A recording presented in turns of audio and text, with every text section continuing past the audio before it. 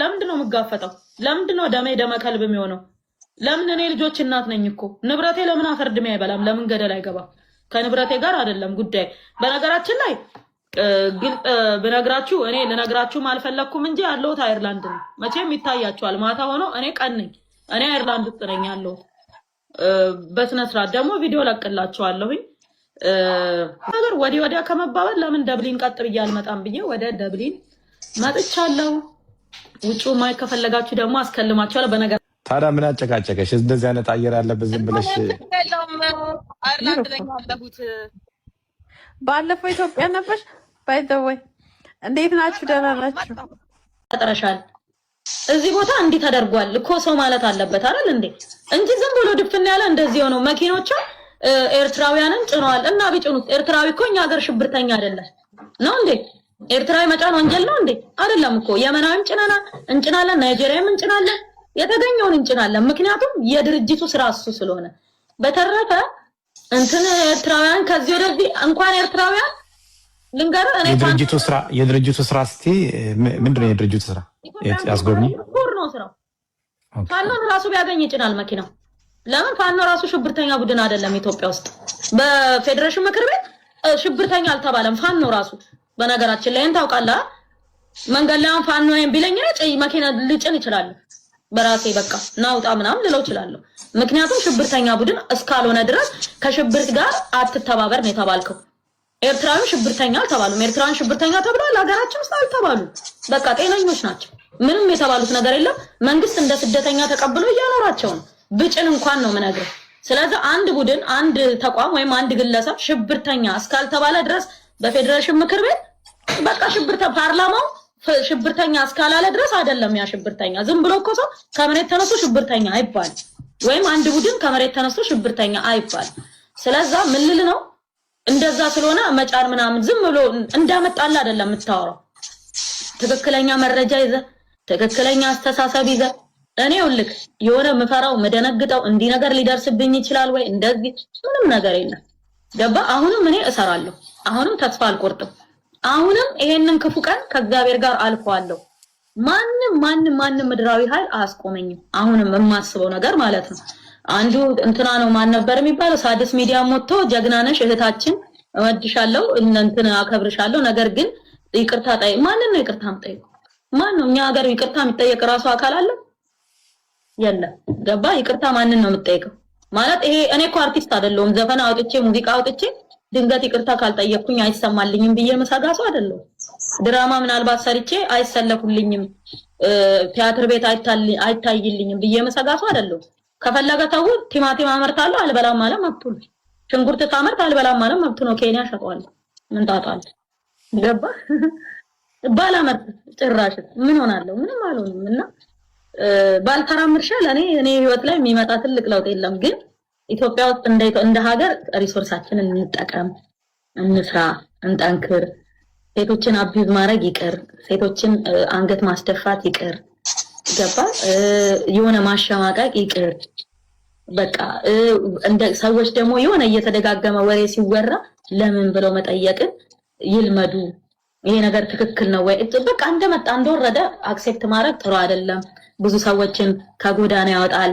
እኔ ደግሞ የሚገርም ብዙ ከሞት የከፉ ቀኖችን ከእግዚአብሔር ጋር ስላሳለፍኩኝ ብዙ ማለት ነው በእውነት ከዚህ ሞት ይሻላል የሚባሉ ቀኖችን እግዚአብሔር አሳልፎኛልና ደግፎ ስላሳለፈኝ በቃ ይሄ ተራ ነገር ምናምን እኔን ህይወቴን ምንም ነገር አይፈጥርብኝም ብዬ ነው ማስበው።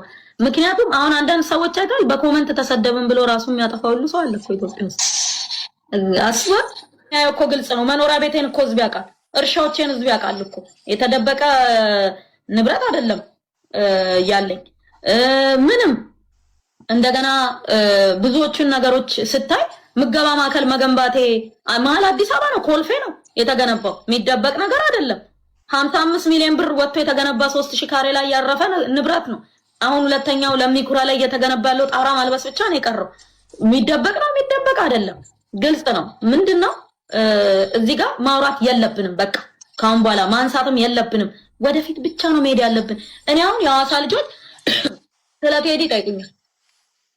ምንድነው በረከት? እኔ እንደውም እንደው እየደጋገመ አልፍ ማነው ቴዲ ማለት ቴዲ ሐዋሳ እና እየደጋገመ ስለኔ በቃ ጠዋትም ከሰዓትም ማታም ስለኔ ነው የሚያወራው በየቀኑ ማለት ነው። እና እንዴ አልኩኝ ደወልኩኝ ሐዋሳ ልጆች ጋር እሱ ቢመጣና ከሱ ጋር ብታወሩ ምን ይመስልሻል? ስለሌለ ምናልባት ሼር አድርጉለት። በነገራችን ላይ ማለት ነው በእውነት ነው የምነግርህ፣ ማንም ቢመጣ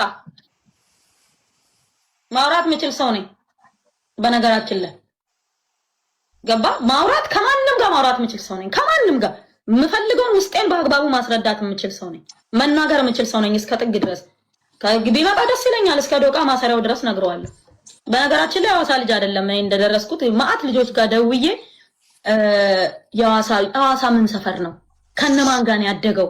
እኔ ጭራሽ እንደው ድሮ እንተዋወቅ ነበር ወይ የሆነ ነገር ሳላቅ ነክቼበት ይሁን ወይ እንዴ ምናምን ብዬ የሐዋሳ ልጆች ጋር ማአት ሰው ጋር ስደውል አንድ የሚያውቀው ሰው የለም። አብረን ሃይስኩል ተማርን፣ አብረን ኤሌመንታሪ ነበርን ምናምን የሚል ሰው አንድም ሰው አላገኘሁም። ቴዲ የሆነ ሰው ብቻ ምን አለኝ፣ ሼቻ ነው ሽቀላ የሚባል አለ አርባ ምንጭ ውስጥ እዛ ሃይስኩል ሲማር አውቀዋለሁ ያለ ሰው ገጥሞኛል። በተረፈ ማለት ነው ሐዋሳ ውስጥ አብሮት ያደገ ሰው የሰፈር ሰው እንደሆነ ቴዲ ሐዋሳ ነኝ አለ እንጂ አይታወቅም። በእርግጥ አብዛኞቹ የአጎራባች ወረዳ ልጆች የሐዋሳ ልጅ ነኝ ስለሚሉ እሱም እንደዛው ሐዋሳ ልጅ ነኝ ብሎ ሊሆን ይችላል እንጂ እኔ የሐዋሳ ልጅ አይደለም። የሐዋሳ አብሮት ያደገ የሐዋሳ ልጅም የለም። እሱ የሚያውቀው ከብዙዎች ጋር አውርተናል እና ኢግኖር አደረግነውና የዛሬ 3 ዓመት አካባቢ ኢንቨስት ላደርግ ነው ምናምን ብሎ ብሩ ሲመነዘር በኢትዮጵያ 200 ሺህ ብር የሚሆን ብር ይዞ መጣ ወደ ኢትዮጵያ ማለት ነው። እና ኢንቨስት ላደርግ ነው አለ። ምን ላይ አልኩት፣ ከብት ላይ አለ። 200 ሺህ ብር ይዘህ ከብት ላይ አልኩት። አዎ ከብቷ ራሱ እኮ 1 ሚሊዮን ነው የምትሸጠው። ጊደር ከሆነ የትናንሽ ከብት ከሆነ ደግሞ 300 ሺህ ነው የሚሸጠው። መሬቱ አለ ስለው እስቲ የሆነ ነገር ሞክራለሁ። ዳቶ ጨፌ የሚባል ቦታ አለ ውሃ እንዲሚተኛበት እዛ ሰፈር ቢሆን መሬት ገዛለሁ አለ። የሚገርም ካፌ ራሱ ስጋ ፍሬንድ ነኝ። Hi, how are you? Hi, cutie. ስንት ዓመቷ ነው? 7 Oh, she's so cute. By the way, ኢትዮጵያ አግኝቻችኋለሁ ከነ ቤተሰቦቻችሁ አንድ ላይ የሆነ ቦታ። ትንሽ ችግር ሊኖር ይችላል፣ እሱ የሚስተካከል ጉዳይ ነው። ከዛ በተረፈ ግን እንደዚህ አይነት ግለሰቦች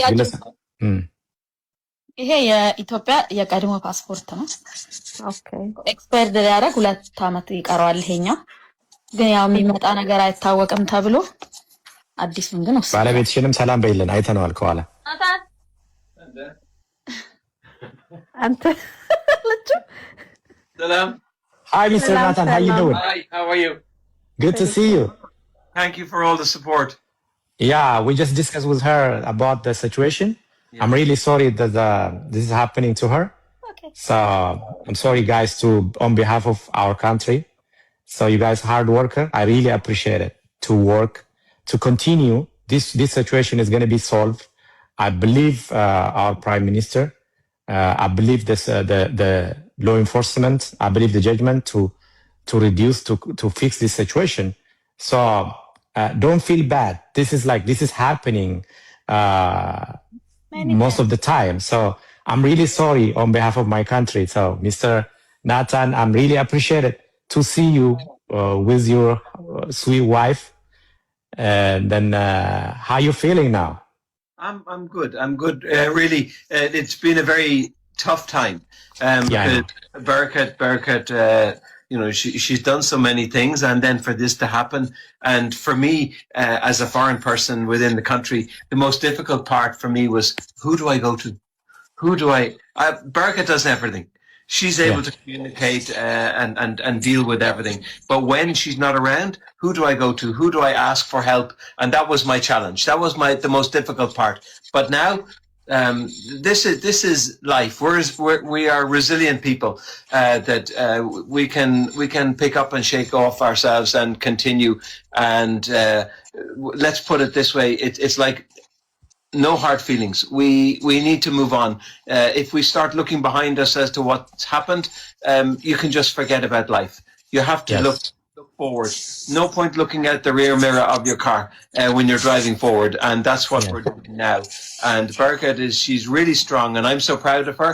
And the most important thing for me is that our girls, that they take after her. And if this can be then a model for the future for other girls within Ethiopia, to show them that they can do things. They don't have to listen to the people that keep saying, no, you can't do this. I was only discussing this with my mom today. There was one singer here in Ireland, and they said to her, no, you the best thing you do is go get a job in a cafe, because you're never going to make anything for yourself. Now she's a singer, and she's done many things. She said she used bad language, and she said, no, I'm going to do this myself. Berkat's exactly like that. She's a doer. She gets things done. ከፈለገ ተው ቲማቲም አመርታለሁ አልበላም ማለት መብቱ ነው። ሽንኩርት ታመርት አልበላም ማለት መብቱ ነው። ኬንያ ሸጠዋል። ምን ታጣል? ገባ እስከ ዶቃ ማሰሪያው ድረስ ነግረዋለሁ። በነገራችን ላይ ሐዋሳ ልጅ አይደለም እኔ እንደደረስኩት ማአት ልጆች ጋር ደውዬ ሐዋሳ ምን ሰፈር ነው? ከነማን ጋር ነው ያደገው? እኔ ጭራሽ እንደው ድሮ እንተዋወቅ ነበር ወይ የሆነ ነገር ሳላቅ ነክቼበት ይሁን ወይ እንዴ ምናም ብዬ የሐዋሳ ልጆች ጋር ማአት ሰው ጋር ስደውል አንድ የሚያውቀው ሰው የለም። አብረን ሃይስኩል ተማርን፣ አብረን ኤሌመንታሪ ነበርን ምናምን የሚል ሰው አንድም ሰው አላገኘው።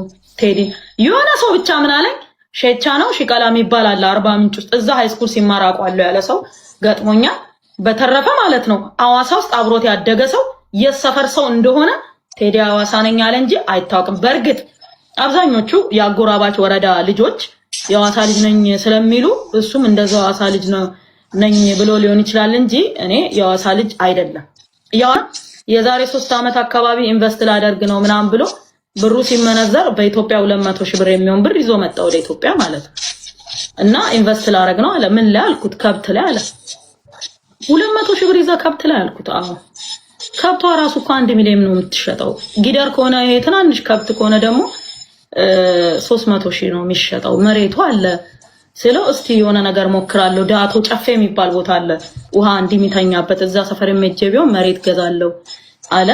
የሚገርም ካፌ ራሱ ስጋብዘው የሆነ ምግብ ቤት ምናምን ስጋብዘው 200 ሺህ ብሯን እንዳትጎልበት በጣም ነው ጥንቃቄ ያደረኩለት። እውነት መጨረሻ ላይ 200 ሺህ ብሯን ይዟት ይሄድ መልሶ ይብረር እንዴት ያርጋት ማውቀው ነገር የለም እውነቱን በነግር ማለት ነው። ከዛ በኋላ ያችን ብር ይዞ መጣ ተመልሶ በቃ ሄደ። ግን ያቺ ብር እንዳትጎልበት በጣም ነው ጥንቃቄ ያደረኩለት እኔ እስከማውቀው ድረስ ማለት ነው። ቀጥሎ ደግሞ ምንድነው አሁን እንትን የካናዳ አሉ እንትን የብልጽግና አወያይ ነው እና ይሄ የምክክር ኮሚቴ ነው ምናምን አርጎ ብልጽግና መርጦታል አሉና ይሄን ሁሉ መከራውን የሚያየው ለብልጽግና ስለመረጠው ነውና ወጣቶችን የተለያዩ ብሔር ብሔረሰቦችን እየሰበሰበ እንዲያወያዩ አንዳንድ ነገር እንዲያደርግ መርጦታል አሉ እና ከኔ በላይ ብልጽግናን አይቀርበውም። የፈለገ ነገር ቢሆን ከኔ በላይ ብልጽግናን አያውቀውም ከኔ በላይ እና የፈለገ ነገር ቢጋጋጥም ቢላላጥም ምንም የሚፈጠር ነገር የለምና እንደነገርኩ ያቺ 200 ሺህ ብሯን ኢንቨስት እንዳደረግ አረዳችኝም ብሎ ይሁን እኔን ግን ቢያንስ ቴንኪው ማለት ነበረበት። ምክንያቱም ሻይ ቤትም ስንገባ ምግብ ቤትም ስንገባ እኔ ነበርኩ ምከፍለው 200 ሺህ ብሯን እንዳጎልበት ብዬ ማለት ነው። የሚገርም በዚህ ደረጃ ነው የተጠነቀቅኩለት ለቴዲ ቢያቅ ማለት ነው። እና ከመስ ሌላ ስህተቱ ምን መሰለ አቅም የለኝም ፍርድ ቤት ጠበቃ ያቁምልኝ ማለት ይችል ነበር። ታውቃለህ ማንኛውም ኢትዮጵያ ውስጥ ታውቃለህ ለምሳሌ አንተ ገንዘብ የለኝም አቅም የለኝም ካልክ በቃለ መሐላ ማለት ነው በቃለ መሐላ ፍርድ ቤት ችሎቱ ጠበቃ እንትን ይሰይምልሃል። ከዛ ይከራከሩልሃል ማለት ተከላካይ ጠበቃ ይሰይምልሃል ማለት ነው። እና መንሱር ጠበቃ የለኝም አላህ ነው ጠበቃዬ ብሎ ራሱ ነው የሚከራከረው። ምን አለ መሰለ ጠበቃ ወሳኝ ነው። ለምን አንቀጽ በአንቀጽ እየጠቀሰ ህጉን በስነ ስርዓት ሪፈር እያደረገ ይከራከርልሃል ቆሞ ገባ። ስለዛ እንደዛ ቢያደርግ ጥሩ ነበረ። በተረፈ እግዚአብሔር ይርዳው። ያደረገውን ራሱ ያውቃል፣ የውስጡን እግዚአብሔር ያውቃል። እኔ እንዲህ ነው እንዲያ ነው ብዬ ልፈርድም ልኮንንም የሆነ ነገርም ልልም አልችልም። እውነት አሁን እዚህ ጋር በአጋጣሚ ስላነሳችሁት ነው ይሄን ነገር። እግዚአብሔር ይርዳው። በቃ ሌላ ልል የምችለው ነገር እግዚአብሔር ይርዳው፣ እግዚአብሔር እውነቱን ያውጣው።